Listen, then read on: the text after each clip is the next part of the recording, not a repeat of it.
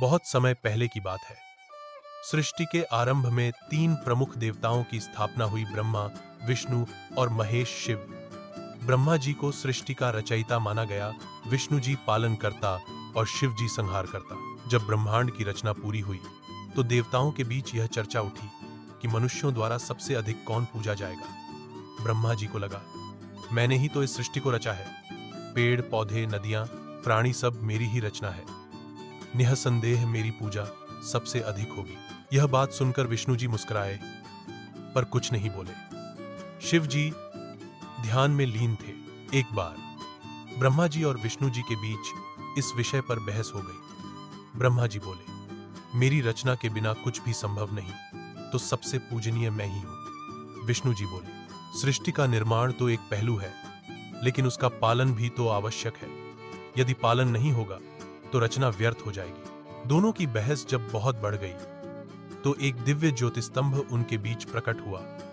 वह आदित्य ज्योति शिवलिंग था। यह प्रकाश आकाश से धरती तक फैला हुआ था। एक आकाशवाणी हुई, तुम दोनों इस ज्योति के आदि और अंत को खोजो। जो इसे खोज पाएगा वही सबसे महान कहलाएगा। विष्णु जी वराह रूप में नीचे की ओर गए और ब्रह्मा जी हंस रूप में ऊपर उड़ चले।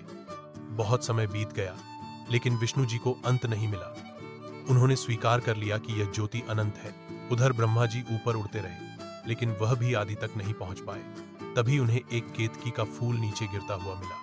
ब्रह्मा जी ने उस फूल से कहा, तू गवाही दे देना कि मैंने आदि को पा लिया है। फूल ने सहमति दे दी। ब्रह्मा जी नीचे आए और झूठ बोल दिया कि उन्होंने आदि को देख लिया। उन्होंने केतकी को साक्षी के रूप में प्रस्तुत किया। यह सुनकर वह ज्योति रूप शिव प्रकट हुए।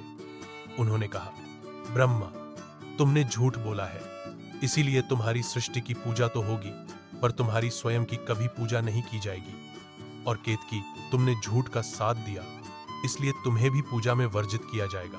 वह दिन था और आज का दिन है। मंदिरों में ब्रह्मा जी की पूजा बहुत ही दुर्लभ है। केवल पुष्कर राजस्थान में ही उनका एक प्रमुख मंदिर है। वहीं केतकी का फूल भी भगवान को अर्पित नहीं किया जाता।